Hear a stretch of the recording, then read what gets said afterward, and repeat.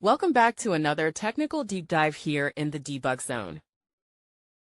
Today, we're tackling a big question and breaking it down with insights from other users. Hopefully, this clears up some misconceptions and helps you get the answer you need. So, buckle up, stay a little curious, and let's jump right in.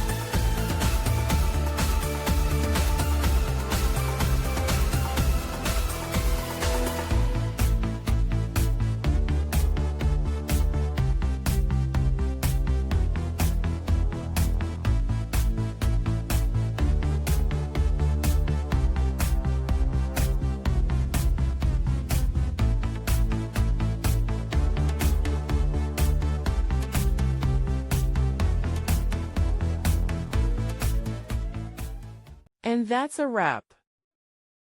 I hope you found the answer you were looking for. If you did, take a second to hit that subscribe button. It really helps out.